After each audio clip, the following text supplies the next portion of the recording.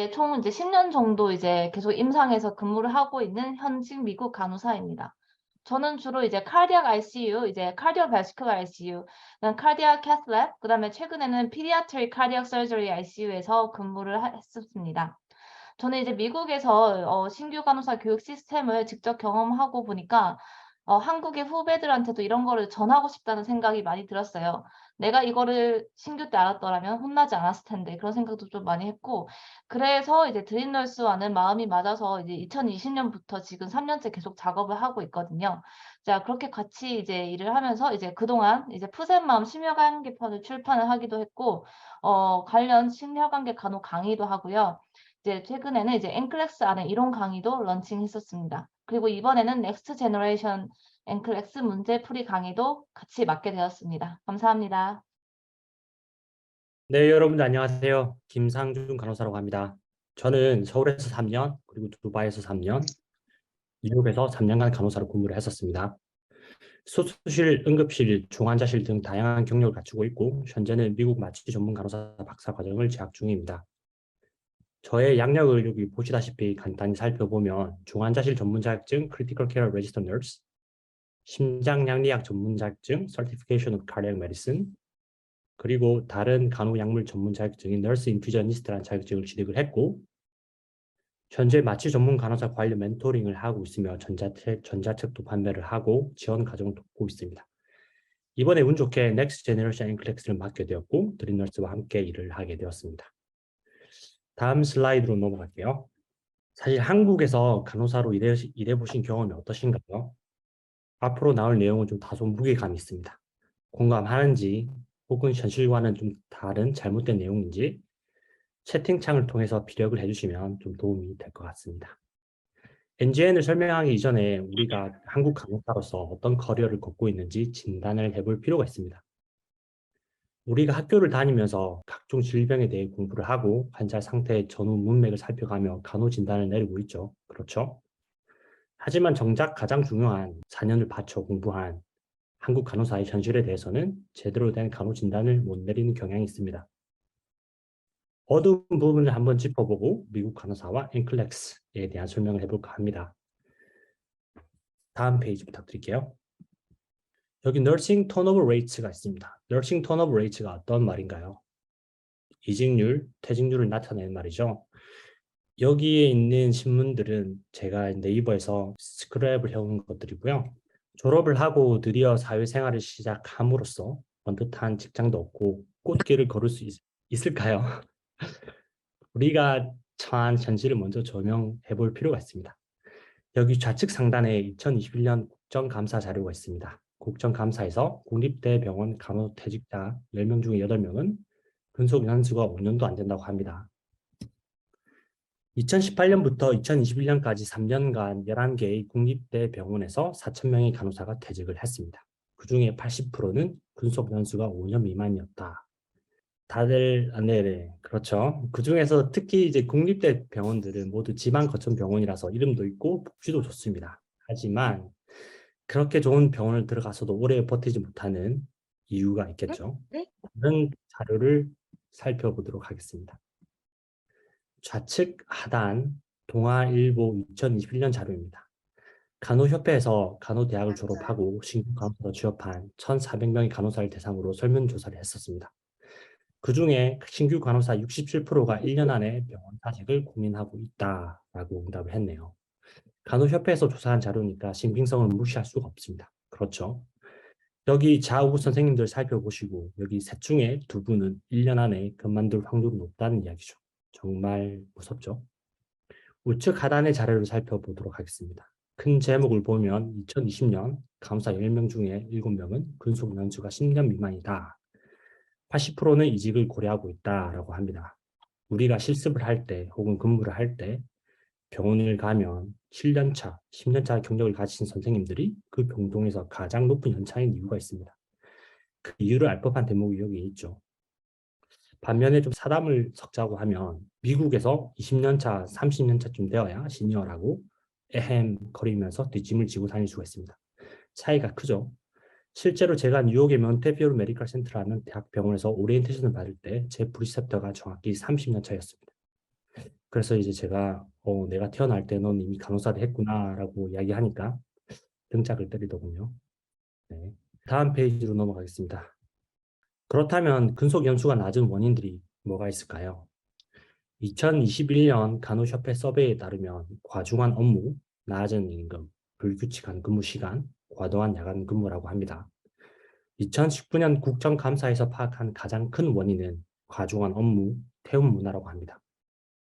국정감사나 간호협회에서 이미 원인을 파악했죠. 그 중에 첫 번째 원인은 과중한 업무라고 합니다. 어떻게 공감하십니까? 그래서 2019년 간호사 면허 취득자 41만 명 중에 현재 실질적으로 일하시는 분은 20만 명이라고 합니다. 대학을 어렵게 졸업을 해서 둘 중에 한 명만 면허를 살려서 일을 한다는 거죠. 노골적으로 이야기를 하면 올해 졸업자 두 분 중에 한 분은 훗날 간호사로 일하지 않을 확률이 농후하다라는 이야기죠. 뉴스 기사들을 토대로 볼 때 오늘날 한국 간호의 키워드는 과중한 업무, 불규칙한 근무, 태움, 낮은 임금으로 볼 수가 있습니다. 어떻게 공감하십니까? 그렇다면 미국 상황은 어떨까요? 2020년 한국 간호사의 전체 평균 근속 연수는 7년 5개월, 신규 간호사의 첫 퇴사율은 48%. 반면에 미국 간호사의 전체 평균 근속 연수는 20년, 한국 간호사의 3배죠. 신규 간호사의 첫 퇴사율은 30%라고 합니다. 왜 이렇게 한국 간호사와 미국 간호사의 근속 연수가 차이가 나는 걸까요? 다음 페이지로 넘어갈게요. 자, 그럼 미국 간호사의 키워드를 정리를 해보겠습니다. 미국 간호사를 생각하시면 가장 먼저 떠오르는 게 뭐가 있습니까? 채팅창에 한번 타이핑 해보십시오. 한번 확인해 봐야겠습니다.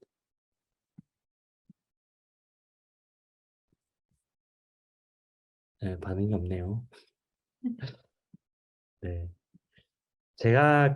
그렇죠. 임금, 네, 맞습니다. 미국 간호사를 생각하면 가장 먼저 떠오르는 게 높은 급여라는 응답이 많았었습니다. 다음 페이지로 넘어갈게요. 여기 따끈따끈한 뉴욕시티 병원들의 트래블 널스 채용 공고가 있습니다. 미국 트래블 널싱이라고 많이 들어보셨죠? 트래블 널싱이 뭘까요? 미국은 환자와 간호사의 비율을 법적으로 준수해야 합니다. 하지만 누군가가 그만두거나 응급휴직을 낸다고 하면 그 사이에 갭을 메꿔야겠죠. 그때 트래블 널싱 간호사들이 그 갭을 메꿔줍니다. 물론 여기 채용 공고를 보시면 13주 계약이라고 나와 있죠. 단기 계약직입니다. 우리나라에서 가장 싫어하는 게 계약직이죠. 하지만 미국은 그렇지가 않습니다. 미국은 트래블 널싱은 단기 계약직인데 일자리도 상당히 많고 임금도 높고 세금 혜택도 많습니다. 정규직으로 일을 하다가 한번 트래블 너싱을 하면 정규직으로 못 돌아가는 경우가 태반일 정도입니다. 그만큼 좋다는 거죠. 어쨌든 세금 혜택이 많아서 세후 급여는 병원 정규직 간호사들보다 급여가 훨씬 높고 한 곳에 구속되지 않고 미국 전역을 돌아다니며 여행을 할 수가 있습니다. 여기 대다수가 지금 MZ 세대일 것 같은데 MZ 세대 선생님들에게는 최고의 직업이죠. 간단하게 hourly pay, 즉 시간당 급여를 살펴보면 캐슬랩 같은 경우 $100, 시간당 12만 원, 13만 원이라는 거죠. ICU 같은 경우 $90, 시간당 10만 원. 병동은 $75, 시간당 한 9만 원. 팩큐 같은 경우는 $90, 시간당 10만 원 정도 되죠. 코비드 팬데믹 이후에 급여이 많이 내려온 추세이긴 하나 아직까지도 미국에서는 어지간한 전문직 이상의 대우를 받고 있습니다. 미국이 원래 세금의 나라죠. 하지만 트래블 너싱을 하면 세금을 엄청 적게 내니까 실질적인 세후 급여는 다른 직종에 비해 상당히 유리하게 적용되는 부분이 있습니다. 정말 신기하죠. 다음 페이지로 넘어갈게요. 하지만 제가 생각하는 미국 간호사의 장점은 언급된 급여만이 아닌 것 같습니다. 제가 생각하는 미국 간호사의 키워드를 3가지로 정리를 해봤는데요. 첫 번째는 워라밸, 두 번째는 수평적인 근무 환경, 그리고 세 번째는 기회들입니다. 우리가 워라밸을 완성을 하려고 하면 뭐가 필요하죠? 경제적인 여유, 시간적인 여유, 이 2가지 요소가 조합을 이루어내야 합니다. 그렇죠. 한국에서는 간호사로서는 거의 불가능한 워라밸, 이 2가지를 미국에서는 성취가 가능합니다. 수평적인 문화, 의사와 간호사 사이의 존중, 시니어 간호사와 후배 사이의 존중, 이 또한 미국 병원에서는 문화가 잘 형성이 되어 있습니다. 그리고 opportunity, 기회란 한국에서 한 번 간호사는 영원한 간호사라는 인식이 강하죠. 저희가 커리어를 발전시킬 기회도 제도도 마련되어 있지 않습니다. 하지만 미국에서는 일반 간호사에 그치지 않고 각종 다양한 분야의 전문 간호사로 활동이 가능합니다. 예를 들어 가정의학과 전문 간호사, 정신과 전문 간호사, 그리고 마취 전문 간호사가 있습니다. 혹은 간호사라는 안정적인 직업을 바탕으로 남는 시간에 개인적인 비즈니스를 운영할 수 있는 기회도 포착이 가능합니다. 그래서 그와 같은 실제 사례를 소개를 하려고 합니다. 다음 페이지로 넘어갈게요. 사례 1번 캘리포니아 메디서지 간호사 양 땡땡 선생님입니다. 유튜브와 블로그로 다양한 활동을 하시는 캘리포니아 병원 병동에서 근무하시는 양 땡땡 선생님입니다. 그래서 이분에게 제가 질문을 해봤는데요. 본인이 느끼는 미국 간호사의 장점이 뭔가요? 라는 질문을 했습니다. 워라벨이 좋다는 점, 아플 때 한국과 다르게 응급 병가를 눈치 안 보고 쓴다는 점, 근무 스케줄을 최대한 배려를 해준다는 점이 있습니다. 즉, 일주일에 3일 일을 하니까 근무표 테트리스를 잘해서 8일 오프를 받을 수 있다는 점이 있습니다. 여기 근무표가 보이시죠? 3일 일하고 8일 오프를 받고 3일 일하고 또 3일 일하고 이렇게 근무표 테트리스를 통해서 8일 오프를 휴가를 안 쓰고 받을 수가 있습니다. 그와 별개로 휴가 개수는 물론 경력에 따른 차등 부분이 있다만 배려를 잘해주고 이것저것 다 통합을 하면 1년에 한 달 반 정도를 유급 휴가를 받을 수가 있습니다. 그리고 병원마다 다 다르지만 연금 제도도 있고 나이, 경력, 직급 불문하고 수평적인 문화를 통해서 개개인을 존중해주는 것이 최대한 장점이라고 생각을 하셨습니다. 여행을 좋아하시는 분들, 특히 MZ세대 선생님들은 여행을 질리도록 많이 할 수 있다고 하시네요. 네, 다음 페이지로 넘어가겠습니다. 사례 2번, 뉴욕 패밀리 너스 프랙티셔너로 근무하시는 배 땡땡 선생님입니다. 본인이 느끼는 미국 간호사 장점을 물어봤는데요. 전문성, 직업 안정성, 고연봉, 즉 이민자로서 미국에 정착하기에는 최상의 직업이라고 하십니다. 게다가 신분도 보장이 되니까 일석이조라고 하죠. 간호사만큼 영주권이 빠르게 잘 나오는 직업이 없다고 하십니다. 전문 분야를 선택을 할 수 있고 선생님은 실제로 내과 전문 간호사로 근무를 하고 계십니다. FNP 업무 자체가 장점이라고 하시는데요. 대학병원에서 1차 진료를 보고 있고 내과, 가정의학과 의사 선생님들과 협업을 하고 계십니다. 환자의 치료 프로세스에 간호사보다 더욱 깊게 관여를 하고 있고 치료 방향 제시, 약물 처방, 환자 회복 과정을 지켜보는 데서 오는 만족감이 있다고 합니다. 내과 및 가정의학과 전문가로서 존중을 받고 있고 적절한 환자 비율이 좋다고 하셨습니다. 그만큼 환자를 꼼꼼히 잘 볼 수 있다고 하네요. 근무 시간은 주 35시간, 오버타임이 절대 없고 초임 연봉은 13만 달러, 즉 하나로 굳이 따지면 1억 7천만 원 정도 되고 매년 300만 원 정도 임금을 하고 최대 20년간 상승한다고 합니다. 휴가를 모두 합치면 6주, 그리고 점심시간 1시간 보장이 되고 노조에 따른 병원 혜택, 학비, 의료, 보험비 모두 다 지원이 되는 장점이 있다고 하셨습니다. 처방 권한은 책임과 똑같은 말이라고 생각하십니다. 그래서 항상 책임감을 가지고 공부를 꾸준히 할 수 있는 환경이 좋다라고 하셨네요. 정말 멋지죠? 다음 페이지로 넘어가겠습니다. 사례 3번, 뉴욕 정신과 전문 간호사 선생님입니다. 박땡땡 선생님이고요. 뉴욕의 정신과 전문 간호사로 일하시는 선생님이십니다. 본인이 느끼는 미국 간호사의 장점을 물어봤는데요. 역시나 전문 분야 선택이 가능한 점, 그리고 전문 간호사가 존중받는다는 점입니다. 정신과 풀 프랙티스 100% 가능하고 진료, 처방, 개원까지 가능하십니다. 실제로 지금 정신과 개인 클리닉 개원 절차를 밟고 있습니다.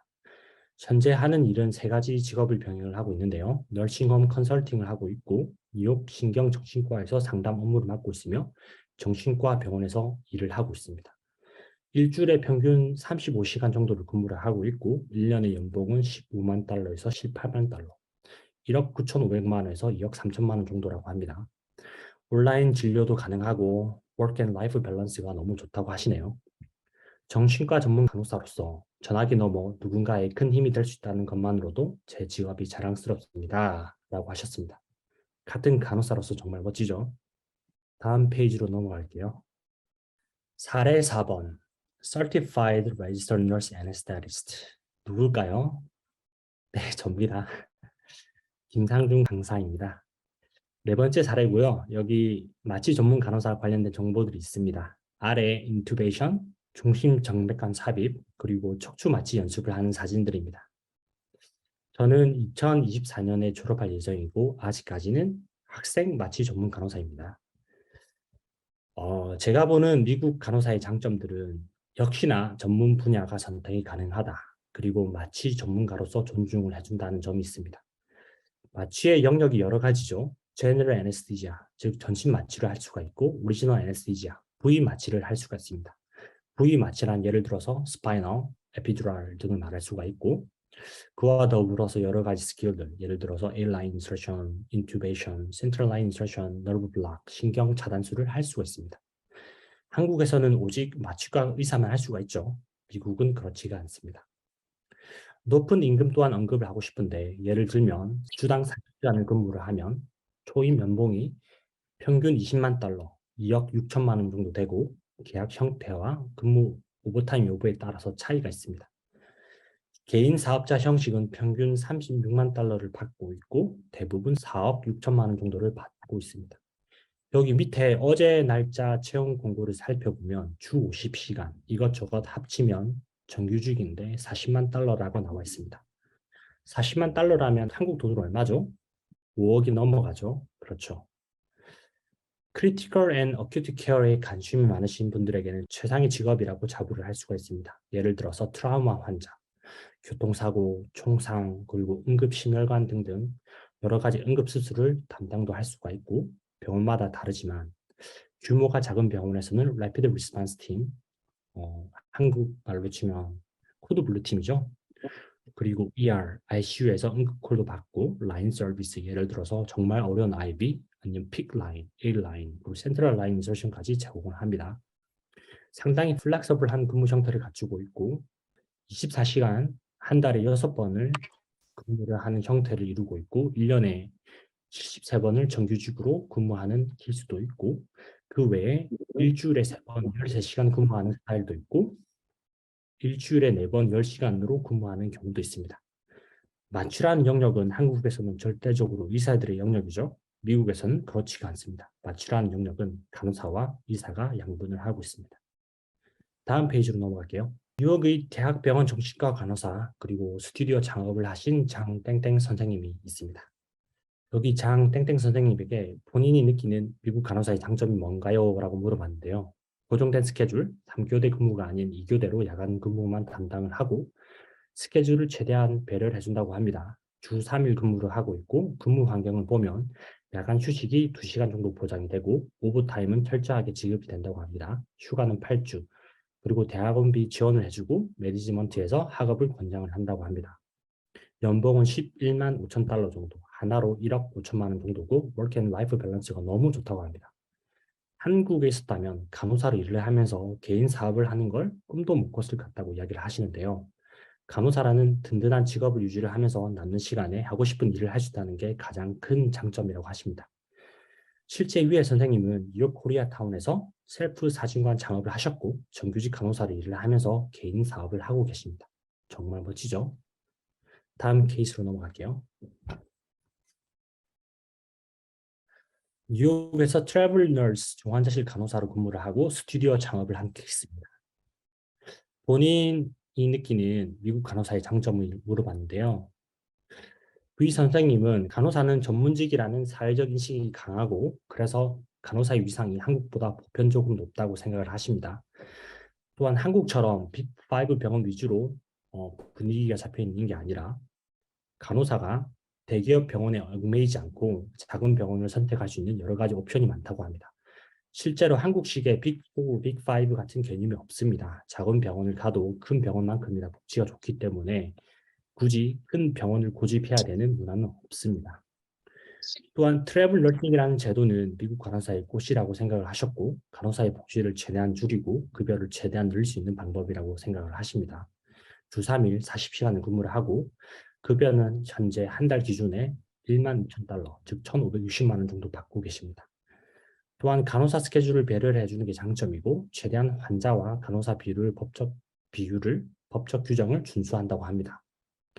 간호사에 대한 수요가 너무 많아서 직업적 안정성이 보장이 잘 되어 있고 중환자실에서 직업 및 조직 간의 수평적인 문화가 잘 마련되어 있다고 합니다. 특히 환자 치료 방향 설정에 있어서 간호사의 의견이 잘 반영된다는 게 한국과의 큰 차이입니다. 간호사의 의견이 잘 존중된다는 거죠. 이 선생님과 대화를 나누다가 제가 너무 크게 공감한 부분이 있었는데요. 한국에서는 가끔은 남들 앞에서 남자 간호사라는 자신의 직업을 숨기고 싶었을 때가 있었다고 합니다. 아, 고생하시네요. 라는 투박한 대답이 달갑지가 않았다고 합니다. 그런데 미국에서는 당당하게 자신을 간호사라고 밝힐 수 있었다고 하시네요. 저는 어떤 느낌인지 개인적으로 잘 알고 너무나 공감하는 부분이었습니다. 앞에서 언급한 정신과 간호사와 그리고 트래블 너스로 일하시는 여기 두 분이 현재 뉴욕 맨하튼에서 셀프 스튜디오 창업을 하셨고 간호사로 정규직으로 근무를 하시면서 쉬는 날에 비즈니스도 운영을 하십니다. 미국 간호사의 워라밸을 정말 잘 활용한 케이스죠. 나중에 NCLEX 합격하시고 미국에 랜딩을 하시면 한번 들리셔서 드림 널스에서 왔다고 이야기를 하시면 할인을 많이 해주실 겁니다. 다음 페이지로 넘어갈게요. 마지막 사례입니다. 재택 근무를 하시면서 부동산 비즈니스를 하시는 최땡땡 선생님입니다. 재택 근무를 하시는 간호사 선생님 이야기인데요. 부동산 비즈니스를 같이 운영하십니다. 풀타임 간호사로 근무를 하시면서 남는 시간에 부동산 자격증을 취득 후에 허름한 집을 사서 고쳐서 팔거나 혹은 렌트를 주는 비즈니스를 운영하고 계십니다. 선생님에게 본인이 느끼는 미국 간호사의 장점이 뭔가요? 라고 물어봤는데요. 케이스 매니저로 근무를 하면서 완전 재택 근무를 할 수 있다는 게 강점이라고 합니다. 어떤 업무를 하는지 물어보니까 사회의학자, 기초수급자, 기초문진을 하고 있고 미국 오바마 케어 관련 보험 업무를 하고 있다고 합니다. 주 3일에서 5일 정도 탄력적인 재택근무를 하고 있고 연봉은 9만 5천 달러, 하나로 1억 2천만 원 정도 됩니다. 간호사는 직업 안정성이 너무나 뛰어나다고 합니다. 실제로 은행에서는 간호사를 전문직으로 인식을 하고 있고 대출도 용이하다고 하며 그걸 적극적으로 활용하고 계십니다. 재택근무 플러스 탄력적인 근무 시간을 기반으로 남는 시간을 활용하면서 다른 비즈니스를 하고 있습니다. 한국에서는 병원에서 일을 하면서 다른 일을 할 수 있는 체력도, 시간적인 여유도, 마음의 여유도 없었다고 합니다. 미국에서는 풀타임 간호사를 유지를 하면서 다른 일을 할 수 있다는 게 너무 강점인 것 같아요. 라고 이야기를 하셨습니다. 사실 원래 같이 미국 마취 전문 간호사 과정을 준비하던 친구인데요. 오랜 고민 끝에 부동산 비즈니스로 방향을 틀었고, 물론 은행 대출이 많지만 현재 집을 4채 정도 보유하고 있습니다.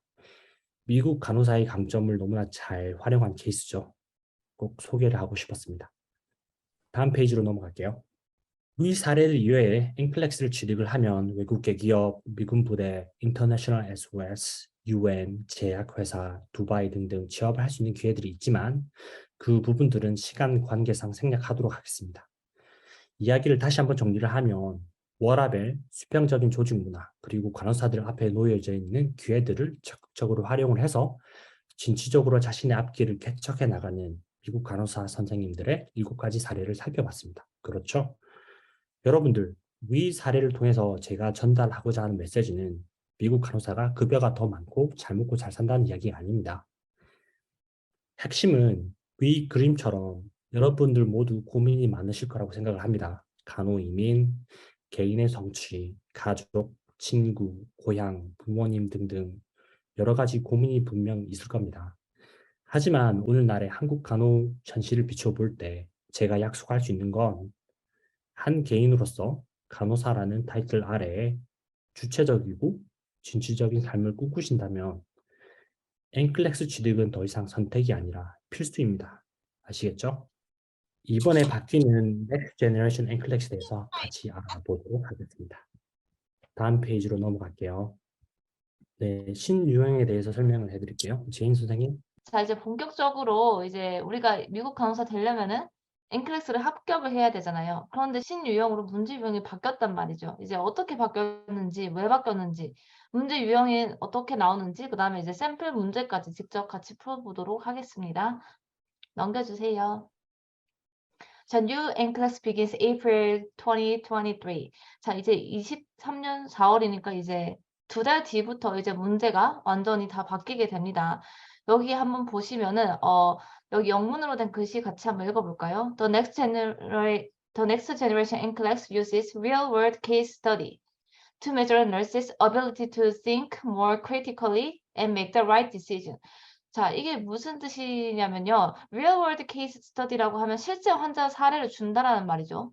그다음 ability to think more critically 라고 하면은 이제 critical thinking을 할 수 있는 능력을 측정한다. 그리고 거기에서 나오는 right decision, 환자를 위해서 올바른 의사결정을 할 수 있는지를 측정을 한다. 이런 뜻입니다. 자, 일단 우리가 보고 있는 환자들이 점점 복잡해져요. 한 가지 질환만 가지고 있는 환자가 없고 히스토리가 거의 뭐 A4 용지 반 페이지 많아져. 자, 이렇게 여러 가지 복합적인 질병을 동시에 가지고 있습니다. 자, 만약에 이런 환자가 입원을 했을 때 환자의 곁에 24시간 같이 있는 사람이 누구죠? 바로 간호사예요. 환자가 나빠지면 제일 먼저 알 수 있는 사람, 그 사람도 간호사입니다. 그렇기 때문에 간호사의 이니셜 어세스먼트, 그다음에 환자가 악화되는 사인을 빠르게 알아채고 그 여러 가지 증상들 중에서 우선순위를 정해서 그걸 성공적으로 수행을 하고 수행한 결과를 이밸류에이션 하는 능력, 그거를 이제 미국 실제 임상에서 많이 사용을 하게 됩니다. 그래서 넥스트 제너레이션 NCLEX는 바로 그 능력을 측정을 하고 싶어 하는 거예요. 그래서 단순한 지식 문제가 아니라 환자에 대한 통합적인 정보를 모두 다 보여줍니다. 그리고 거기서 넌 이제 어떻게 할래? 이렇게 멀티플 초이스로 물어봐요. 자, 실제 미국 간호사 임상에 기반한 real scenario 케이스를 주고 이제 바이탈 사인, 레버레토리라고 하면 이제 혈액 검사 결과, EKG 이런 거죠. 그다음 피지컬 어세스먼트, 신체 사정, 그다음에 널싱 노트, 간호 기록 이런 것들을 다 줍니다. 다 주고 이제 거기서 내가 정보를 이제 캔해서 문제를 풀어야 돼요. 우선순위, priority, immediate concern, what to do next. 자, 이런 질문들이 바로 critical thinking을 측정을 하는 그런 질문들이 되겠습니다. 넘겨주세요. 자, 일단은 NCLEX는 이제 Computerized Adaptive Testing이라고 하는데, 자, 일단 여러분들이 NCLEX가 컴퓨터로 치는 시험이다. 이 정도는 다 알고 계실 거예요. 자, 그러면 이 시험은 어떻게 진행되는가? 같이 치러 간 친구랑 나랑 같은 문제를 받는 건가? 아닙니다. 자, 같이 읽어보시면은 To identify candidates' competence level by determining difficulty level of question. 그러니까 문제의 난이도를요, 각각 푸는 테스트 테이커마다 다 바꿔버려요. 그래서 내 응답에 따라서 그 다음 문제가 정해지는 시험입니다. 자, 여기서 이제 minimum number of items, 최소 문제는 75문제고요. 이제 최대로 많이 풀게 되는 문제는 145문제예요. 원래는 이게 265문제인가? 이제 맥시멈 문제 수가 그렇게 많았었거든요. 그런데 이번에는 지문 하나를 굉장히 길게 주고 그 지문에 이제 하위로 문제가 3개, 4개씩 나오면서 지문 하나를 읽는 시간이 굉장히 길어졌어요. 그렇기 때문에 문제 넘버 수 자체는 확 줄었습니다. 테스트 시간은 똑같이 5시간이고요. 5시간 동안 시험 보면은 이제 당도 떨어지고 물도 마시고 싶고 그러니까 중간에 브레이크를 갈 수 있습니다. 자, 브레이크를 가서 이제 소지품을 사용할 수 있는데 하지만 시험 시간은 중단 안 되고요. 계속 진행을 해요. 자, 매 문제마다 컴퓨터가 응답을 분석하여 다음 문제를 50% chance of answering correctly 라고 하는데 이게 무슨 뜻이냐면 자, 제가 지금 A 문제를 맞췄어요. 그 다음 문제를 보여줄 때, 이 A 문제를 맞춘 사람들이 이 B 문제를 보여주면은 한 50%는 맞고 50%는 틀리더라. 이런 문제를 컴퓨터가 분석해서 보여줍니다. 자, 그렇기 때문에 이 NCLEX 시험을 치고 나오면요, 후기가 쉬웠어. 막 이렇게 말하는 사람 아무도 없어요. 저도 시험 치고 저 떨어진 줄 알았거든요. 왜냐면 문제가 너무 어려웠어요. 당연한 겁니다. 컴퓨터는 여러분이 더 어려운 문제를 보도록 조금씩 더 챌린징한 것, 난이도, 디피컬티 레벨을 계속 올려가면서 보여줘요. 그렇게 해서 문제를 보여주다가 틀릴 수도 있겠죠? 오른쪽 그래프를 보시면은 이제 정답은 초록색, 오답은 빨간색으로 이렇게 제가 해놨는데 정답을 맞추면 어려운 걸 보여줬다가 오답을 내게 되면은 이제 또 쉬운 문제를 보여줬다가 오답을 내면 또 쉬운 문제를 보여줬다가 이런 식으로 이제 그래프가 왔다 갔다 하게 됩니다. 그래서 결국은 이제 어려워 보이는 문제를 계속 내가 정답으로 맞춰서 컴퓨터가 생각했을 때 생각하는 패싱 스탠다드 일정 기준 이상을 통과를 해서 계속 이 그래프를 이제 상승 곡선으로 올려야 시험에 합격한다는 말이에요. 자, 그렇기 때문에 실전 시험을 보실 때는 다시 돌아가기는 불가능하시고 문제 스킵도 안 됩니다. 왜냐하면 내 응답에 따라서 그 다음 문제를 컴퓨터가 골라주는 것이기 때문에요. 그리고 여러분 이제 한국에서 시험장 생겼죠. 이제 그래서 이제 더 이상 눈치 봐가면서 2박 3일 이렇게 오사카, 대만 이렇게 가실 필요가 없으시고 이제 45일마다 혹시나 떨어진다고 해도 45일마다 치고 서울에서 칠 수 있으니까 이제 부담이 많이 줄었습니다. 자, 다음 페이지 넘겨주세요. 합격률 팩트 체크라고 했는데 제가 이거는 실제로 이제 NCSBN 그 스태티스틱 홈페이지에서 가지고 온 거거든요. 자, 내가 미국에서 너싱 스쿨을 졸업했어요. 미국에서 BSN이 있습니다. 너싱으로. 자, 그렇게 했을 때 앵클에서 처음 쳤을 때 합격률 몇 %냐? 70%입니다. 생각보다 많이 안 높죠. 한국처럼 95% 합격하는 국시 이런 게 아니에요. 왜냐하면 다시 치면 되니까요. 자, 그리고 밑에 두 번째 거 보시면은 Internationally Educated라고 하면 미국이 아닌 해외 간호대학 졸업생 첫 응시 합격률이 36%예요. 자, 해외에서 공부한 간호사들은 아무래도 합격률이 좀 많이 떨어지죠. 자, 그런데 한국 합격률은 어떻습니까? 67.4%. 자, 한국은 이제 미국에서 교육을 받은 것도 아닌데 거의 미국 사람들만큼 합격률이 높아요. 그죠? 이런 데서 또 한국인들 저력이 보입니다. 제가 이 숫자들을 이제 제가 이제 지어낸 게 아니라 밑에 표 보시면은 이제 나와 있죠. 여기 US Educated 빨간색 박스 보면은 이제 year totally 70% 정도 되고 international educated는 36%라고 합니다. 그리고 이제 시험 응시를 하는 이제 외국의 국가들을 보면요. 1, 2위가 이제 필리핀, 인도 거의 고정이죠. 근데 이번에 이제 한국이 이제 5위에서 이제 3위로 이렇게 올라왔습니다.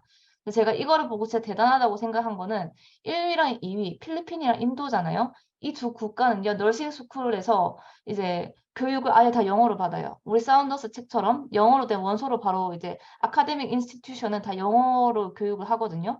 그런데 한국은 이제 영어로 교육을 받지도 않지만은 이렇게 시험도 많이 치고 합격률도 이렇게 높습니다. 그래서 여러분 혹시나 내가 이제 67.4%에 못 들어서 나머지 30%가 돼서 내가 떨어진다고 할지라도 여러분 걱정하지 마시고 또 치세요. 운전면허처럼 합격할 때까지 치면 됩니다. 다음 넘겨주세요. 자, 이번에 이제 이 시험 주관사에서 이제 우리가 이거를 측정하고 싶다라고 이제 딱 내놓은 키워드가 딱 6가지가 있거든요. 같이 한번 이제 보겠습니다. 우리 출제자의 의도를 파악하기 위해서. 자, 첫 번째는 recognize cues라고 하는데, 자, cue가 뭐냐면은 그런 사인, 그런 식별을 할 수 있는 단서 이런 거를 cue라고 하잖아요. 자, recognize cue라고 하면은 지문에다가 이제 환자의 메디컬 히스토리, 이제 너싱 노트, 바이탈 사인, 레버토리 테스팅 이제 등등 이런 정보를 주고 이제 거기서부터 내가 이제 중요한 정보들을 식별해내는 능력을 본다. 이런 뜻이고요. 두 번째는 analyze라고 하면은 이제 분석을 하는 거죠. 위에서 이제 내가 찾아낸 정보들을 분석하고 정리하고 이게 어떠한 질병이랑 관련이 있을까? 내가 연결 짓는 과정.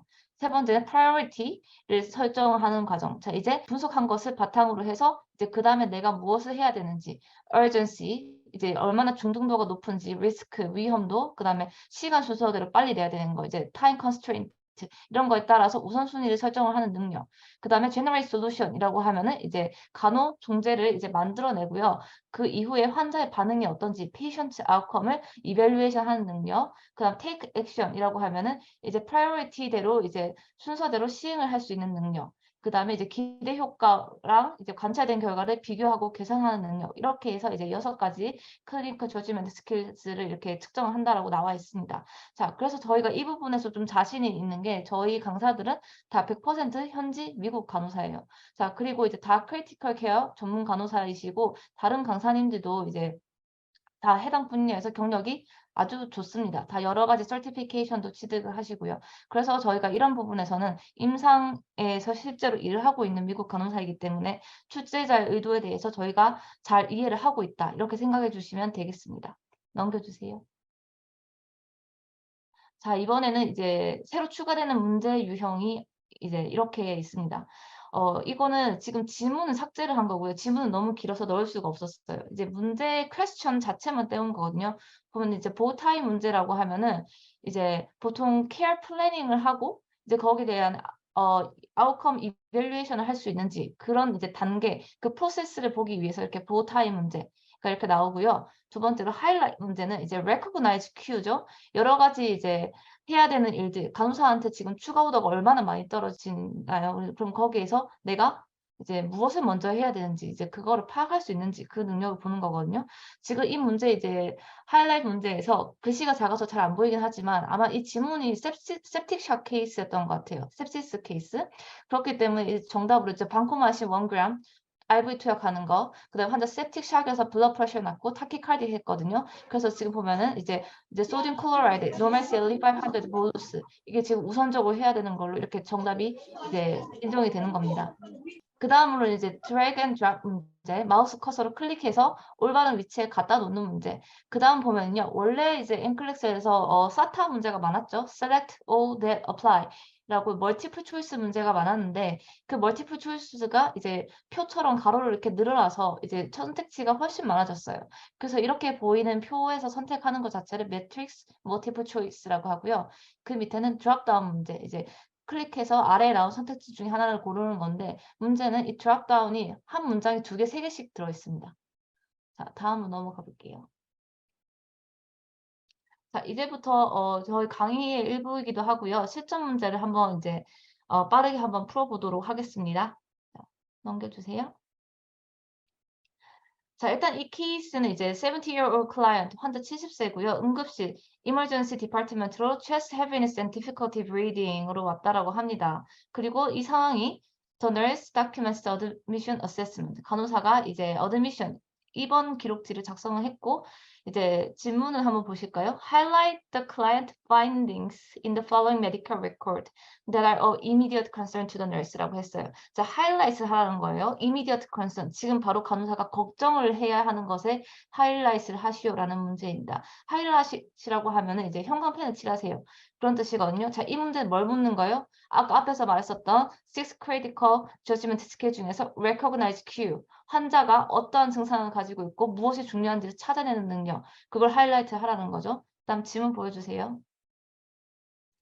자, 일단 오늘은 이제 이거 다 읽지는 않을 거지만 지금 제가 색칠을 한 것은 이제 정답이거든요. 자, 일단 환자가 chest heaviness, difficulty breathing for 2 days가 있었다라고 합니다. 여러분 일단 임상에서요. 이제 ABC라고 하죠. airway, breathing, circulation, 약자 ABC라고 하는데 여기에 관련된 거는 무조건 priority로 두셔야 돼요. 이 환자 케이스는요. 제가 일단 정답을 먼저 말씀드리자면 심근경색 지문이에요. 그런데 이 지문에서 심근경색 환자가 왔다. 간호로 옳은 것을 고르시오. 이렇게 묻나요? 절대 그렇게 묻지 않습니다. 여러분 지문 보고 이 환자 랩이 어떻지? 피지컬 어세스먼트가 어떻지? 위를 클릭을 해서요. 정보를 보고 이제 여러분이 판단을 하셔야 돼요. 그렇게 해야 문제를 풀 수 있습니다. 그 다음 넘어가 주세요. 자, 여기 피지컬 어세스먼트 탭을 눌러보면요. 여기 보면은 이 General Integumentary Respiratory 이런 식으로 계통별 신체 사정이 들어있죠. 그런데 여기서 보시면은 이 환자는 cardiovascular에서 heart rate irregular라고 합니다. 자, 클릭 한 번만 더 해주세요. 자, 이게 irregular한 리듬은 이제 미국에서 AFib의 별명이 irregular한 리듬이다. 이렇게 말을 많이 합니다. 그다음 한 번 더 눌러주세요. 자, 그다음 바이탈 사인. 자, 바이탈 사인에서 이제 temperature 괜찮고 이제 blood pressure 108/59 괜찮고 다른 거 특별한 거는 없어요. 그렇죠? 근데 heart rate 130. heart rate 100 이상은 타키카르디아죠. 자, 타키카르디아는 이거는 이제 circulation에 대한 문제이기 때문에 priority가 되는 겁니다. 다음으로 넘겨 주세요.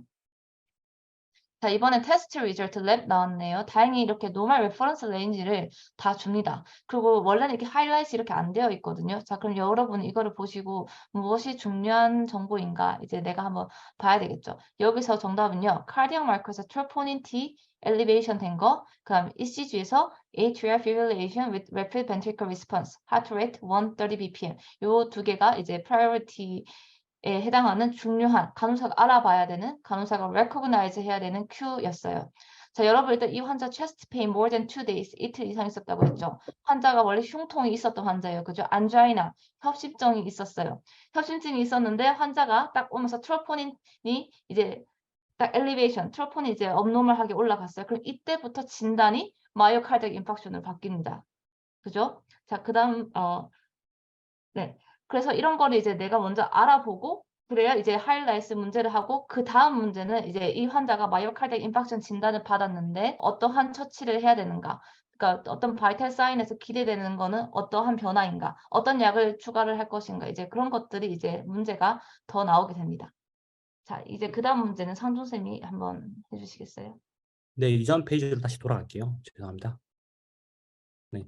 Next Generation NCLEX 문제를 살펴보면 세 개의 케이스 스터디가 나오죠. 총 8문제와 Standalone, 개별 문제는 총 문제의 10% 정도가 나올 수가 있습니다. 그래서 새롭게 추가된 유형의 문제는 보통 30문제가 나올 수 있다는 이야기죠. 자, 그럼 우리가 문제를 접근할 때, 공부를 할 때 어떤 전략을 써야 할까요?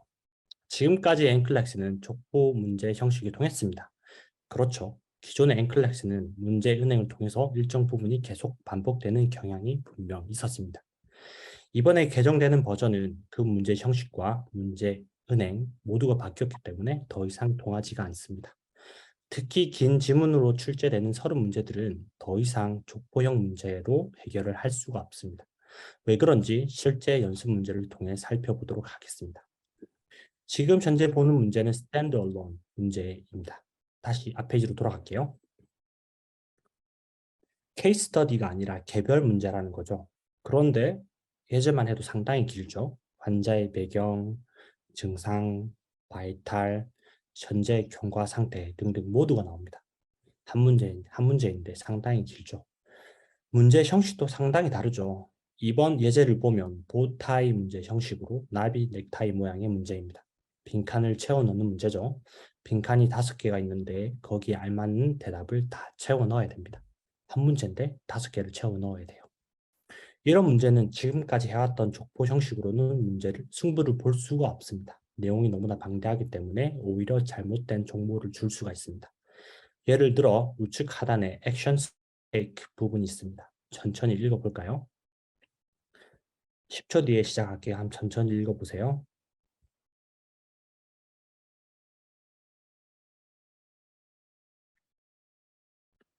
세팔로스포린과 페니실린에 대한 언급이 있었죠. 그리고 엔세이드 금기와 부작용에 대한 언급도 있었습니다. 그러면 저희는 여기서 한 번 더 프로세스를 거쳐야 됩니다. 그렇죠. 다음 페이지로 넘어갈게요. 그래서 저희 강사팀은 문제와 관련된 주제를 심층적으로 리뷰도 같이 하고 있습니다. 이러한 방식으로 긴 지문의 케이스 스터디가 다양한 방식으로 문제가 출제가 된다고 해도 커버를 할 수가 있습니다. 왜죠?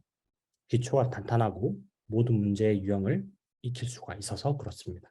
이전 버전의 엔클렉스가 단순히 페니실린 알러지는 세팔로스포린 계열과 교차 반응이 있으니 약을 주면 안 돼 해서 단순히 끝났다고 하면 저희 이번 NGN 강의에서는 조금 더 심도 있게 다루고 있습니다. 비슷한 문제 유형이 나오더라도 언제든지 맞출 수 있게끔 도와드리고 있습니다. 예를 들어 세팔로스포린 관련 문제가 나왔다고 하면 어떤 종류의 약이 있고 어떤 알러지 반응이 있고 이러한 알러지 반응이 왜 생기는지 그리고 어떤 프로세스를 거쳐야 하는지를 알려드리고 있습니다. 다음 페이지로 넘어갈게요.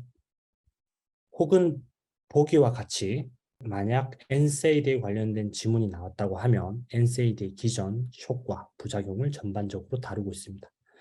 즉슨 더 이상 단순하게 족보형 문제로는 Next Generation NCLEX를 섭렵하기는 다소 힘들 수가 있다는 이야기고 실제 임상 감각과 탄탄한 지식이 기본이 되어야 합니다. 그렇죠. 자, 그럼 케이스 스터디도 어떻게 진행이 되는지 살펴보고 넘어가도록 하겠습니다. 다음 페이지로 넘어갈게요. 이렇게 환자의 상태를 나열을 하고 감별 진단을 하라고 합니다. 상당히 지문이 길죠. 왼쪽을 보면 환자의 상태가 주르륵 나열되어 있습니다. 그리고 우측 하단을 보면 환자의 진단 3가지가 나오고 있고 증상들도 나열되어 있습니다. 그리고는 환자의 가능한 진단과 그 상태에 맞는 모든 증상을 고르라고 하는 문제입니다. 이런 식의 문제는 더 이상 한 문제가 아닌 한 문제가 되는 겁니다. 한 문제를 풀려고 하면 3가지 질병에 관련된 종합적인 지식을 갖추어야 되는 거죠. 다음 페이지로 넘어갈게요. 그래서 이와 같은 문제를 겨우 풀었더니 이제는 빈칸 3개를 주면서 상황에 맞는 검사 방법을 찾으라고 합니다. 이 보기가 많죠? 다음 페이지로 넘어갈게요. 그래서 겨우겨우 풀었더니 이번에는 왼쪽에 시간이 바뀌고 같은 환자 상태인데 업데이트가 되면서 랩 결과들을 보고 환자의 이상한 부분을 파악을 하라고 합니다. 그리고 다음 페이지로 넘어갈게요. 그래서 한 번 더 풀었더니 랩 결과들이 업데이트 되면서 이제는 다시 환자가 먹고 있는 약들과 부작용을 파악을 하라고 합니다. 다음 페이지로 넘어갈게요. 그리고 다시 한번 환자 상태 내용이 업데이트가 되더니 이제는 환자 상태에 맞는 우선순위를 파악을 하라고 합니다. 위 문제처럼 하나의 주제로 케이스 스터디가 출발을 하고 계속 업데이트가 되고 변형이 됩니다. 만약 sepsis, 즉 폐혈증에 관련된 주제가 케이스 스터디로 나왔는데 그에 관한 지식이 전혀 없다면 6문제를 거의 날린다고 봐도 되겠죠. 단편적인 지식이 아니라 다각도의 총체적인 지식이 겸비되어야 합니다. 그래야 문제를 풀 수 있다는 걸 알 수가 있습니다. 그렇죠. 드림 널스에서는 이론, 문제풀이, NGN 문제풀이 과정을 제공하니까 NCLEX에 관련된 문제를 총체적인 지식과 함께 감각적으로 풀어나갈 수 있는 방법을 제공을 하고 있습니다. 변형된 NCLEX가 어렵더라고 할지라도 저희와 함께 차근차근 공부를 하면 반드시 섭렵이 가능합니다. 긴 설명 듣는다고 정말 수고가 많으셨습니다. 감사합니다.